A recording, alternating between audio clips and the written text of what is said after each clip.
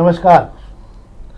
आज 17 दिसंबर है और कल इंदौर में एक बार फिर तापमान 4.8 पर पहुंच गया। इसके पहले 4.5 पर भी तापमान रहा है। कड़ाके की ठंड के बावजूद भी इंदौर का मौसम समझने वाले नहीं समझ पा रहे हैं कि इतनी ठंड क्यों नहीं लग रही है। इधर गूगल पे पिछले बार भी जब 4.8 बताया गया था, पिछले पूरे 10 दिनों का तापमान 11 डिग्री 10 से 11 डिग्री ही बता रहा है वो, इसलिए लोग भ्रमित हैं। पर कल तापमान में पहली बार थोड़ा सी ठंडक महसूस की गई है। खबरें शुरू करते हैं। खबरों में आज हम शुरू कर रहे हैं सबसे पहले दोपहर की खबरों में पहले पेज की खबरों शुरू कर रहा हूं मैं। एक अमेरिका में बहुत बड़ा भूचाल आने वाला है। अमेरिका में जो आने वाला भूचाल है, जैसे डॉलर की कीमत गिरती है बढ़ती है तो पूरी दुनिया में भूचाल आ जाता है, ऐसा कैसे एक बड़ा ही जबरदस्त भूचाल आने वाला है। और यहाँ पर एक अपराधी, एक जो है सेक्स जो सप्लायर हुआ था, लड़कियों का सप्लायर हुआ करता था, उसका मामला था। उसको जब पकड़ा गया तो उसके बाद उसको जेल हो गई थी, जेल के अंदर ही उसकी मौत हो गई थी। और उसके करीब 300 GB में 80,000 फोटो तमाम दुनिया भर के नेताओं, बड़े कारोबारियों के उसके साथ जो रिश्तों के लेकर उसके बना वीडियो बने हुए थे, उन्होंने तमाम जगह पे लगा रखे थे। और उन वीडियो का उसके बाद संकलन पूरा था। वो ये संकलन में से केवल 19 फोटो पिछले दिनों जारी हुए थे अमेरिका में, और ऐसा कोहराम मचा उस 19 फोटो के कारण कि पूरे अमेरिका की राजनीति में भूचाल आ गया। कानून बनाया गया और फिर ट्रंप ने कहा कि इसको बिल्कुल सबको ओपन एक्सपोज कर देना चाहिए। तो उसके बाद में जो है इस पर 19 तारीख के दिन कहा गया है कि 19 तारीख को ये सारे फोटो जग जाहिर कर दिए जाएंगे। इसमें भारत के भी 2 मंत्रियों के नाम बताए जा रहे हैं, और भारत के अलावा नहीं, इजराइल वगैरह तमाम जगहों के मंत्रियों के नाम बताए जा रहे हैं जो ये फोटो खोले जाएंगे उसको लेकर। और उसका नाम था एपस्टीन, जेफरी एपस्टीन उसका नाम था, और उसका ही पूरी फाइल है। तो ये एपस्टीन फाइल के नाम से कहलाता है। 19 तारीख का इंतजार करिए क्या होता है और क्या नहीं होता। पर बहुत सारे आंकलन और भूचाल बाजार में इसको लेकर अमेरिका से लेकर विदेशों में बहुत जम के चल रहा है। हालांकि मीडिया, जो प्रमुख मीडिया लाइन है, उस पर कहीं इसका जिक्र अभी नहीं है। एक खबर थी, ये मैंने आपको बता दी, रुपया 92 की तरफ चल चुका है, बहुत बुरी तरह से रुपया टूट रहा है। 2 खबरें इस पर हम बात कर लेते हैं। एक तो जिंसी से लक्ष्मीबाई नगर प्रतिमा तक का जो बाधक निर्माण वो अगले हफ्ते हट जाएंगे। जिंसी से लक्ष्मीबाई नगर तक तो कई दिग्गजों के मकान भी उससे प्रभावित हो रहे हैं, क्योंकि लंबा रोड चौड़ा होना और जाके वो सकरी गली में जाएगा, और इधर मलारगंज की साइड पर शायद निकलेगा ये रोड। तो इसको लेकर जो मुनादी कर दी गई है। सुभाष मार्ग को लेकर भले असमंजस मचा हुआ, पर इसको लेकर मुनादी का अगले सप्ताह में तोड़ा ताड़ी का काम शुरू हो जाएगा। क्या जी बिल्कुल, आपको मैं बता देता हूं कि जिंसी जी बात कर रहे हैं, जिंसी चौराहे से लेकर लक्ष्मीबाई प्रतिमा तक की जो शंकरगंज की जो रोड है, इस रोड को 80 फुट चौड़ी बनाया जाना है। इसको लेकर सेंट्रल लाइन डालने के बाद निशान लगाने का काम भी दोनों तरफ हो चुका है। और मैं आपको बता देता हूं कि इस रोड को छोटी कराने के लिए रहवासियों ने काफ़ी कोशिश की, पर ऐसा हो नहीं पाया है। और ये तय हुआ है कि रोड जो है अपनी तय चौड़ाई पर ही बनेगी। आज नगर निगम कमिश्नर जो दिलीप कुमार यादव, उन्होंने वहाँ का दौरा किया था, और इस रोड पर भी एक पुल आ रहा है। उस पुल को बनाने का काम शुरू हो चुका है। पुल को अपनी जो तय चौड़ाई है, मास्टर प्लान की चौड़ाई, उसके हिसाब से ही बनाया जा रहा है। इससे ये तय है कि सड़क की चौड़ाई कम नहीं होनी हैगी। ये वही रोड है जो सुभाष मार्ग को जिंसी चौराहे पर जोड़ती हैगी। इसी के पास में एक रोड हो रहा है जो कंडीलपुरा चौराहे से लेकर जो है इंदौर वायर तक बननी है, वो 100 फीट चौड़ी बननी है। उस सड़क को लेकर भी टेंडर हो चुके हैं, निशान लग चुके हैं, सेंट्रल लाइन डल गई हैगी, और उसका भी काम जो है अगले हफ्ते शुरू होने जा रहा है। उस रोड पर भी एक पुल है, उसका काम भी मुझे लग रहा है जल्द चालू हो जाएगा। निश्चित रूप से रोडों के बनने के कारण उधर यातायात का दबाव कम होगा, क्योंकि बहुत सकरी रोड है, कारण सारा दबाव सुभाष मार्ग पर देखने को मिलता है। एक खबर और है, मैं आपको बता देता हूँ कि नॉलेज के लिए, कि हमने कल भी बात की थी कि सड़कें कितना समय लग रहा है। आज मैं आपको जो बता रहा हूँ उसके अंदर 5 साल हो गए, एक पुलिया नहीं बन पा रही है, मतलब आधी अधूरी बनी पड़ी हुई है। और ये नगर निगम को 12 फीट की पुलिया चौड़ी बनाने के लिए 5 साल लग गए, अभी पुलिया काम अधूरा है। और ठेकेदार के अड़ियल रवैये के चलते काम नहीं हो रहा। राधिका पैलेस कॉलोनी का है मामला, वार्ड क्रमांक 8 का, और तब से उलझी हुई है। ये हालत है, नगर निगम में चल रहे कामों का कोई समीक्षा नहीं, या उनको लेकर कोई समीक्षा नहीं हो पाती, जवाबदेही तय नहीं हो पाती, और ठेकेदार अपने हिसाब से करते रहते हैं। सब छोटी छोटी जगहों में बहुत सारे काम इस प्रकार से उलझे हुए हैं। एक सहारा सिटी में कल हमने आपको जिक्र किया था, आपको याद होगा शायद, कि हमने कहा था कि तेंदुए के पग और उसको लेकर सर्वेक्षण शुरू किया है बाघ को लेकर। आज सहारा सिटी में जिस तेंदुए को लेकर जानकारी निकाली जा रही थी, उसको पता नहीं लग पा रहा था, पिंजड़ा लगाया गया था। एक तेंदुआ पकड़ा है, उसके 2 बच्चे जो हैं वहाँ से गायब हो चुके हैं, उनको तलाशा जा रहा है। और शावक की तलाश में वन विभाग लग गया। 3 तेंदुओं की खबर थी, मतलब अब तेंदुए शहर के बिल्कुल बॉर्डर तक नहीं। मुझे लगता है कोई आश्चर्य की बात नहीं, किसी दिन आपको आधी रात को शहर के गलियों में घूमते हुए दिखे। मंदसौर में तो एक पटवारी, एक मकान किसान के घर में आज तेंदुआ अंदर घुसा जा चुका है। क्या जी बिल्कुल आप सही कह रहे हैं। कल ही बात की गई थी कि शहर के आसपास के वन्य जीवियों की गणना शुरू की गई है कि इसके अंदर अगर इंदौर की बात की जाए तो इंदौर की कल भी हमने आपको बताया था कि राला मंडल और जो चोरल की जो जंगल है, इसके अलावा इंदौर के आसपास कहीं जंगल का वाला हिस्सा नहीं। और राला मंडल यानी देवगुराड़ी की पहाड़ी वाला हिस्सा हैगा। राला मंडल देवगुराड़ी की पहाड़ी ये हमारे शहर के सबसे नजदीक का इलाका है। सारा सिटी होम की जहाँ बात की जा रही है वो जो उसके ठीक सामने देवगुराड़ी की पहाड़ी आती हैगी। तो ऐसे में वहां पर रविवार से जो है तेंदुए की हलचल मची हुई थी। रहवासियों ने वन विभाग को कई बार फोन किए, तगादा किया, वहां पर निशान पाए गए थे। उसके बाद पिंजरा लगाया गया था। गनीमत रही कि आज जो है तेंदुआ पकड़ में आ गया है। हालांकि बच्चे अभी पकड़ से बाहर हैं, बच्चे हैं या नहीं ये तय नहीं हो पा रहा, पर रहवासी कह रहे हैं वहां के कि उन्होंने बच्चों की भी यहाँ पे धमक देखी है, उनके भी छोटे छोटे पैर उन्हें वहां दिखाई दे रहे हैं। हाँ, वन विभाग ने भी वहाँ जानवरों का SIR शुरू किया है वहाँ पे मतदाता सूची परीक्षण को लेकर, मुझे लगता है, और इसीलिए भगदड़ मची हुई है, इसलिए सब शहर की तरफ आ रहे हैं। देखते हैं। तो ये भी वो वाले तो नहीं घुसपैठिए वाले जो अपनी जगह छोड़ के भाग रहे हैं, वरना SIR तो जो लोग स्थायी हैं वे तो अपना SIR करा रहे हैं और भागदौड़ उनमें मची पड़ी है जो बाहर से दाखिल हुए हैं। ये नए नए क्षेत्र बनाने के चक्कर में इधर से उधर घूम रहे हैं। अब हम पत्रिका खबर की बात कर रहे हैं। पत्रिका खबर में एक खबर अच्छी है, और नगर निगम ने कल 100 करोड़ रुपए जो लोग अदालत पे कमाए थे टैक्स को लेकर जोरदार वसूली हुई थी, पर 84 करोड़ रुपए का ओवरड्राफ्ट लेकर राम करके सब नगर निगम चल रही है। अब क्या करा जाएगा और क्या नहीं करा जाएगा, तो 84 करोड़ से ज़्यादा आधा पैसा जो है वो नगर निगम उधर भर देगी, बाकी पैसे का गणित ऐसा लगाया जाएगा।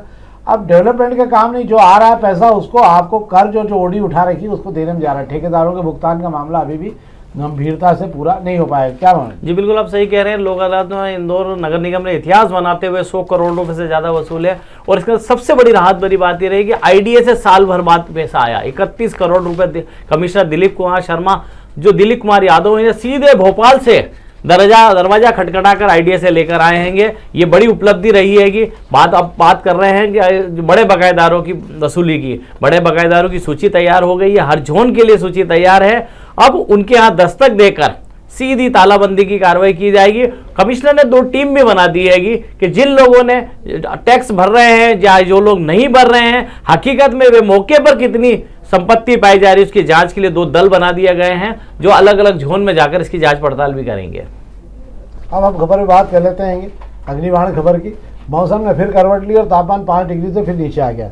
प्रदेश का सबसे दूसरा बड़ा फिर ठंडा शहर बना। इसके पहले पचमढ़ी चौथे नंबर पे थे हम, और अब ठंड की स्थिति बनने लगी। मुझे लग रहा है कि अगले कुछ दिन कोल्ड वेव की इसी प्रकार से चलने उनकी स्थिति बन रही है। मौसम विभाग का भी कहना है। हमारा आपसे आग्रह है, अपना ध्यान रखिए, खासकर बुजुर्गों के लिए, क्योंकि इस मौसम की करवट बदलने के कारण अस्पतालों में मरीज बहुत तेज बढ़ रहे हैं। दिन का तापमान कम नहीं हो रहा, रात का तापमान लगातार गिर रहा है, इसलिए इसके कारण बहुत सारी दिक्कतें भी हो रही।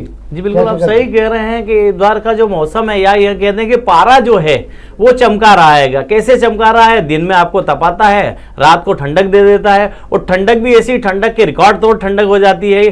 पर मेरा अभी भी मानना है कि शहर के लोगों को महसूस नहीं हो रहा है कि पारा 5 के नीचे भी आ रहा है और हमें ठंड का एहसास नहीं हो रहेगा। वैसी ठंडक दिखाई नहीं दे रही है जो कपकपाती हुई ठंड हुआ करती थी। मिल रही इंदौर मध्य प्रदेश में दूसरा सबसे कम पारा टेम्परेचर वाला शहर बन गया हो, पर टेम्परेचर इतना कम कहां हो रहा है, लोग ये समझ नहीं पा रहे हैं। अखबारों में खबरें आ रही है, मौसम विभाग जानकारी दे रहा है, पर किसी को समझ नहीं पड़ रही है कि आखिर इतना पारा अगर नीचे जा रहा है तो ठंड का वो कब कपाता हुआ एहसास कब होगा, कब अलाव जलाकर बैठेंगे लोग और ठंड का एहसास का जो है तापते हुए मजा ले पाएंगे। कपकपी की स्थिति अभी भी नहीं बन पा रही है। मतलब लोग सामान्य स्थिति में घूम रहे हैं, ठंड महसूस करते हैं, वो ठंड नहीं महसूस करते जो हम कहा करते थे कि बहुत ठंड है, आप अपने आप आग की तरफ भागते थे, वो कहीं स्थितियां नहीं बन रही है। एक खबर पर और हम बात कर लेते हैं, ये मैं भी चाहता हूँ इस खबर पर जरूर बात होना चाहिए। एमवाई के पास जो नई बिल्डिंग बन रही है, मतलब नया एमवाई बन रहा है जो 1000 पलंगों का, उसको लेकर 86 पेड़ जो है बाधक हैंगे, पेड़ काटे जाएंगे, बिल्डिंग बनना आएगी। सवाल ये शहर से करना चाहता हूँ कि क्या एमवाई की पहले ही जब ऑलरेडी वहाँ एक अस्पताल है तो उसी प्रमाइसेस के अंदर दूसरा अस्पताल बनाने की क्या ज़रूरत है? आप खुद सोचिए, अगर यही अस्पताल किसी और दिशा में, मतलब इसके ठीक विपरीत दिशा में अन्य जगह बने तो एक नया अस्पताल आपको मिल सकता है। जैसे अपन कहते हैं कि अगर आपको उज्जैन रोड पे अरविंदो मिल गया तो आप बंगड़ता की साइड पे जाकर अगर बना देते हैं एक अस्पताल बड़ा, क्योंकि वहाँ अस्पताल की ज़मीन भी आरक्षित है, और इस ज़मीन पर अगर आप इसका निर्माण करते हैं तो सबसे बड़ा फायदा ये होगा कि उस पूरे इलाके में हाथोद वगैरह तमाम जो उस शहर के लोग हैं जिनको एमवाई आना पड़ता है, उनके लिए एक पास में एक बेहतर अस्पताल भी खड़ा हो सकेगा। क्योंकि सरकार का पैसा है, सरकार की ज़मीन है, सरकार के पास ये सब लगना है, तो मुझे लगता है वैसे ही एमवाई का प्रशासन को लेकर हर 4 दिन में चूहे निकल गए, कीड़े निकल गए, बच्चे मर गए, गैस को लेकर झगड़े होते हैं, और एक और वहाँ पे प्रशासनिक व्यवस्था थोप दी जाएगी तो इसका एक बहुत बड़ा कोई अच्छा संदेश भी नहीं जा रहा। मुझे लगता है इस मामले में मुख्यमंत्री सहित इंदौर शहर के जनप्रतिनिधियों को निश्चित रूप से सोचना चाहिए कि अभी भी कुछ बिगड़ा नहीं है। इस अस्पताल को उठा के अन्यत्र अगर स्थापित कर दिया जाएगा तो शहर के चारों दिशाओं में 4 बड़े अस्पताल होंगे और चारों दिशाओं में लोगों को तत्काल इलाज मिलने की, बेहतर इलाज मिलने की स्थिति बन जाएगी। क्या बिल्कुल आप सही कह रहे हैं कि बात की जाती है एजुकेशन और सेहत की बात करें, स्वास्थ्य सुविधाओं की बात की जाती है तो मुझे लगता है उस पर सबका अधिकार बनता है और उन इलाकों में बनना चाहिए जहाँ इसकी ज़रूरत है। बिल्कुल आपने सही कहा, पश्चिमी इलाके में अगर एक बड़ा सरकारी अस्पताल बन जाता है तो उस इलाके की ज़रूरत पूरी हो जाएगी। अब चूंकि बात इस खबर को लेकर हो रही है, एमवाई की बिल्डिंग के पीछे जो नई बिल्डिंग तैयार होनी है उसमें 86 पेड़ पादप बताए गए हैं, 86 पेड़। अब इसमें से कितनों को काटेंगे, कितनों को विस्थापित करेंगे, ये अभी तय नहीं हुआ है, पर कोशिश ये रहनी चाहिए कि पेड़ कम से कम काटे जाए। पहले ही शहर के अंदर पेड़ है नहीं, जगह बची नहीं है हरियाली के लिए, बचे कुचे भी आप काट के कंक्रीट के जो है पहाड़ खड़ा कर देंगे तो इस शहर में सांस लेने कहाँ जाएंगे। और मुझे ऐसा लगता है कि अगर आप ये अस्पताल करने स्थापित कर देते तो वहाँ 86 नहीं, वहाँ 300 से ज़्यादा नए पेड़ आराम से लगाए जा सकते हैं, जो वहाँ के मरीजों को शुद्ध हवा भी देंगे और एक वातावरण भी तय करेंगे, मतलब जिसे हम कह सकते हैं कि ऑक्सीजन की कमी और तमाम चीज़ों के लिए, बेहतर स्वास्थ्य के लिए भी उनकी ज़रूरत होगी। मुझे लगता है इस पर विचार करना चाहिए।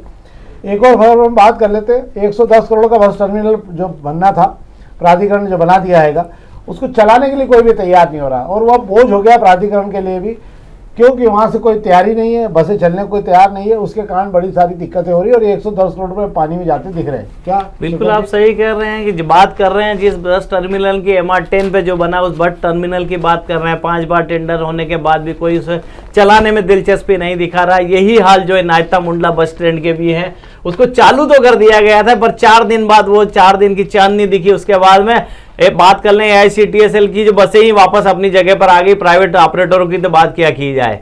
सवाल यही उठ रहा है कि क्या वजह है जो ये बस इतने अच्छे इंटरनेशनल स्तर के बस टर्मिनल आपने बना लिया, हवाई जहाज ऐसा लगता है कि एयरपोर्ट में आ गए हैं आप, पर वे चल नहीं पा रहे हैं। उसके पीछे वजह है कि इनको जहां आपने बनाया है उस पर आसपास बसों की आवाजाही, आम लोगों की आवाजाही का आपने रास्ता साफ नहीं किया है। अगर MR10 की बात कर लेंगे, MR10 पे पहुंचने के लिए किसी रेलवे स्टेशन या सरवटे बस स्टेशन से अगर वहां तक पहुंचना है तो आप थोड़ा सा आगे बढ़ेंगे और आगे बाधाएं, रोड बन ही नहीं पा रहा है। MR4 आज तक अधूरा पड़ा हुआ है। ऐसे अगर मैं नायता मुंडला बस स्टैंड की बात कर लेता हूं तो उस तक की पहुंच जो सड़क है वो आज तक नहीं बन पाई है। वहां ट्रैफिक का इतना लोड है, जब आपके पास आधुनिक बस टर्मिनल तक पहुंचने के रास्ते ही क्लियर नहीं है तो ऐसे में कौन ठेकेदार होगा जो जहमत उठाएगा करोड़ों रुपए आपको देकर उसका संचालन की। और यात्री भी कौन पहुंचेगा जब आपके आने जाने के साधन ही पूरे नहीं है, आपने आधी अधूरी तैयारियों के साथ में उसको बना दिया और उसका परिणाम ये हो रहा है कि इस शहर में बहुत सारे ऐसे डेवलपमेंट हो गए हैं जिनकी जरूरत समय से पहले हो गई और वो समय के साथ खड़े नहीं हो पा रहे। अब वो सारे बोझ बनते जाएंगे और जब तक वहाँ ट्रैफिक पहुँचेगा, जब तक बहुत देर हो चुकी रहेगी, जब तक बिल्डिंग जर्जर हो चुकी है। हम प्रभात किरण खबर की बात कर रहे हैं। प्रभात किरण खबर में एक खबर जानकारी के लिए दे दूँ आपको, किसी ने फोटो डालकर यशवंत सागर में अमेरिकी डक दिखाई पड़ा। पहली बार अमेरिकी डक यशवंत सागर में देखने को मिला है और उसको लेकर, हालांकि प्रवासी पक्षी नहीं होता वो, पर कहाँ से आ गया राम जाने, वो कोई ला के छोड़ गया क्या है क्या नहीं, ये तो समय ही बताएगा। और दूसरी खबर है 27 देशों के आज अप्रवासी दिवस है, प्रवासी दिवस है ना आज प्रवासी दिवस है। तमाम 220 से ज़्यादा लोग पहुंचे यहाँ गिल्ली गुल्ली डंडा खेलने, अमेरिका ब्रिटेन तमाम जगह से गुल्ली डंडा गिल्ली खेलने। जी बिल्कुल, आपको बता दूं ये जो NRI जो आए ये इंदौर के ही से ताल्लुक रखने वाले NRI हैं, कुछ देश के अलग अलग शहरों से ताल्लुक रख, किसी ना किसी का इंदौर से कनेक्शन जरूर रहा है। ये चौथा महासम्मेलन था जो इंदौर में हो रहा है। इसके पहले लगातार 3 साल से होता आया है। पहला जो आगाज हुआ था बड़े स्तर पे हुआ था, उसका धीरे धीरे सिमटता गया और अब इतना छोटा हो गया है। फिर भी 27 देशों से 220 से ज़्यादा मेहमान आए हैं। मेहमान ये वही मेहमान है जो हमारे अपने बीच से निकल कर जो है दूसरे देश में जाके बस गए हैं। इनसे उम्मीद की जाती है कि जब भी ये छुट्टियों में यहाँ घूमने आते हैं हमारे देश की भी सोचें और यहाँ भी कुछ इन्वेस्टमेंट के बारे में ये विचार करें। इसको लेकर ही NRI समिट की जाती है कि आज भी समिट की जा रही है। सुबह यशवंत क्लब में पोहे जलेबी खाई गई, गुल्ली डंडे पतंगबाजी जो परंपरागत हमारे देसी खेल है वो खेले गए। शाम को दिल्ली कॉलेज के अंदर बिजनेस समिट होने वाली है। इस बिजनेस समिट में वे कितना इन्वेस्टमेंट करेंगे ये तो मुझे नहीं पता है, पर इसके पहले की जो 3 जो NRI सम्मेलन हो जाएगा उससे इंदौर को कोई फायदा नहीं हुआ। आपको मैं जानकारी के लिए बता दूं, कोई ऐसा बड़ा बताने के लिए नहीं है कि बताया जा सके कि इन NRI की वजह से इंदौर को कुछ मिला है। आज फिर कार्यक्रम रहेगा, समिट बिजनेस समिट हो जाएगी, उसका सांस्कृतिक कार्यक्रम होगा, फिर सब अपने अपने घरों की ओर लौट जाएंगे। मुझे लगता है NRIs को जो तमाम आसपास की टाउनशिप बन रही है, आधी अधूरी पड़ी, उनमें प्लाट दिला दो तो अगले 10-15 साल तक ये अपनी ज़मीन का कब्जा लेने के लिए चक्कर लगाते रहेंगे। शहर का भला हो कि नहीं हो, प्लाट होल्डरों का भला जरूर इससे थोड़ा बहुत होता रहेगा। तो ये तो थी आज अखबारी जानकारी जो हमने आपको दी। हमारा आग्रह इस कार्यक्रम को अधिक से अधिक लाइक करें और अपने मित्रों तक जरूर पहुँचाएँ। बहुत बहुत धन्यवाद।